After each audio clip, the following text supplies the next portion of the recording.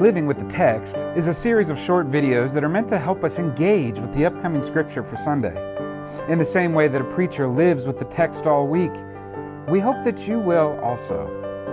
We don't work on the text as much as we allow the text to work on us. Let this engagement with Scripture be a gift to your week, and find out how much more meaningful Sunday worship will be when you've been living with the text all week.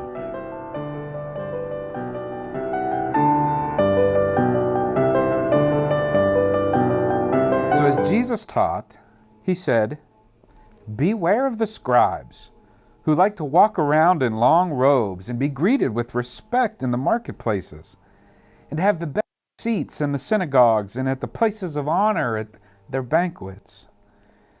They devour widows' houses, and for the sake of appearances say their long prayers.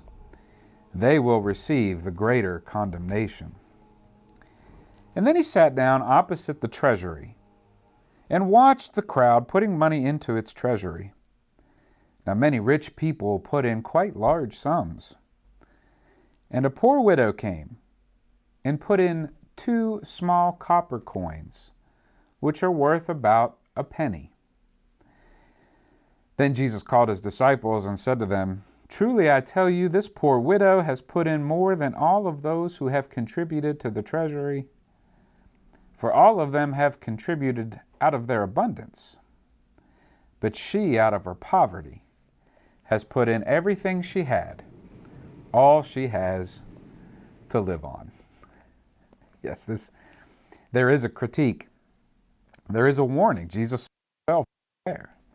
Beware of people who wear long flowing robes. I don't know if you've seen me on Sunday, but I wear a long white. Beware those who say long prayers, and brevity has never been a gift for me. So religious leadership can hear this as a warning. What Jesus is concerned about is a system that is in place that has lost its focus, lost God's focus, and in so doing is quite literally devouring widows' houses.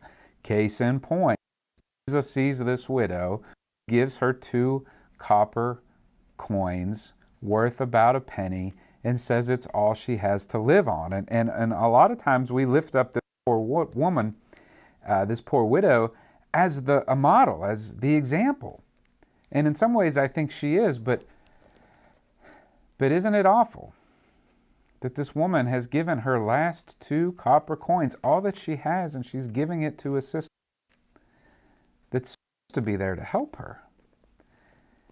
Now she's given all that she has, and it's a great sign of generosity, but it's not sustainable. And you will never hear me say to someone who's struggling to make it day to day, you should give to the church everything you have. And it does sort of beg us a question of our own individual giving, doesn't it? Because Jesus notices the individual giver. He notices the widow. He notices the rich folk who give quite a large sum as well. Jesus takes notice when the offering plate is passed. Let me ask you this. When you die and they gather around your funeral, will the people who mourn and the people who celebrate your life, will they say, "Oh my gosh, this person had accumulated so much"? Or will they celebrate and rejoice over your life and say, "This person had given so much"?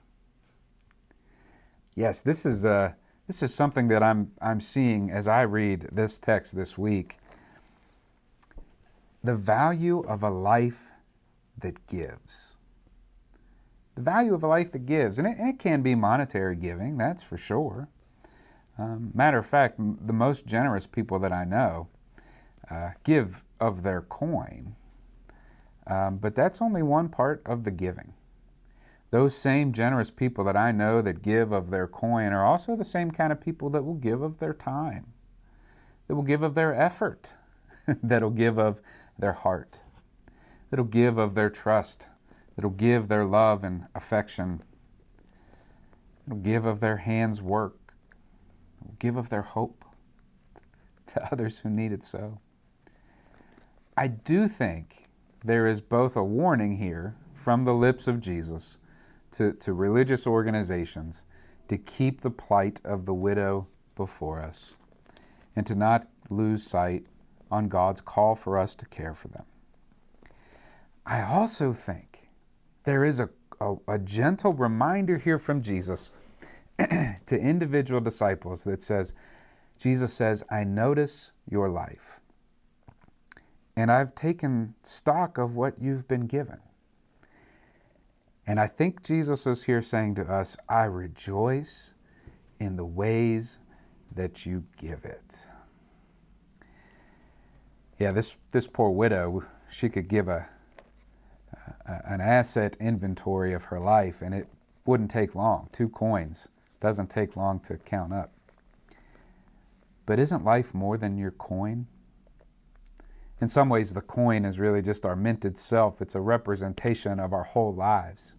It's interesting that Jesus notices what she gives, and it's not the amount that impresses him.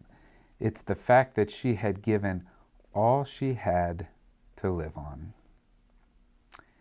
Yes, maybe this week, dear church, as we live with this text, we might consider our own asset inventory, but not of our coin.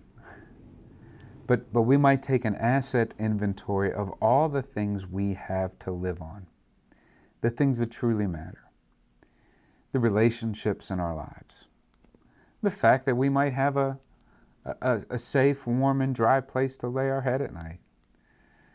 Perhaps we have a gift or a skill, a spiritual gift. You have the gift of service. How are you giving that gift? By serving others. Do you have the gift of wisdom? How are you sharing that wisdom with those who need it so? Are you the kind of person that can see beyond surface and can tell when you're talking with someone what's really going on in their lives, where you can see beyond the facade and to see someone who's hurting? How can you give yourself in ways that will invite them to share, and in so doing find healing? Whatever it is your gift, whatever it is that you have to live on in your asset inventory of not just coin, but all the things that you have been given to live on. And then once we make that inventory this week, dear church, perhaps we could find ways that we could give it all. Yes, to give it all. Because I do believe that there will be one day where we will meet Jesus face to face, and just like the accounting and the reckoning that takes place at the treasury, there will be an accounting of our lives. And Jesus will be impressed, not with what we have, but with what we've given away. Yeah, Jesus knows this all too well, for I think Jesus sees in the widow a bit of himself. For we know the gospel is that Jesus himself will give all he has to live on. Indeed, he will give his whole life so that others might have it and share in it, that we might have it and share in it, life abundant and life eternal, because of what had been given. Yes, dear church, consider the ways that you might give what you have to live on as we live with the text this week.